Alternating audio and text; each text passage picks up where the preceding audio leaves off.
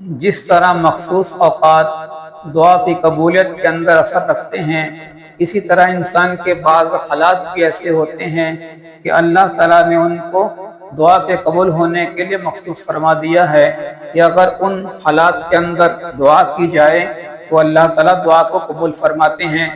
اب وہ حالات کون سے ہیں؟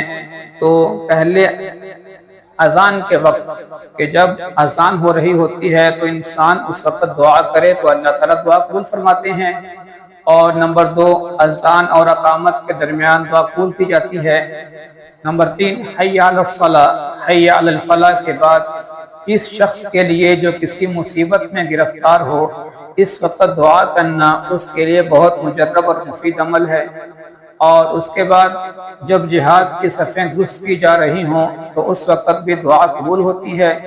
اس کے علاوہ جب جہاد میں گھمسان کی لڑائی کا وقت ہو جائے تو اس وقت بھی دعا قبول ہوتی ہے۔ اس کے علاوہ فرض نمازوں کے بعد بھی دعا قبول ہوتی ہے۔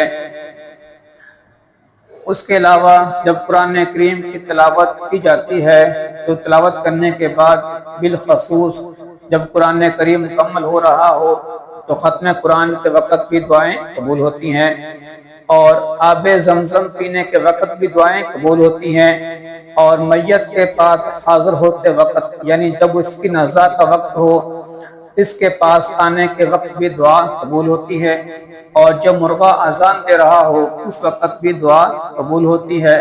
اس کے علاوہ جب مسلمانوں کا اجتماع ہو، مسلمان اکٹھے ہوں تو اس وقت بھی دعائیں قبول ہوتی ہیں۔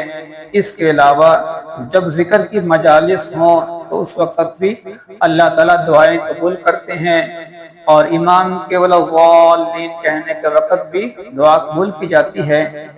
اور جب نماز کے لیے اقامت کہی جائے اس وقت دعا قبول ہوتی ہے، اور بارش کے وقت اور جب بیت اللہ پر نظر پڑے تو اس وقت دعا قبول ہوتی ہے۔ تو یہ وہ مقامات تھے کہ جب دعائیں قبول ہوتی ہیں تو اللہ تعالی ہمیں عمل کرنے کی توفیق عطا فرمائے۔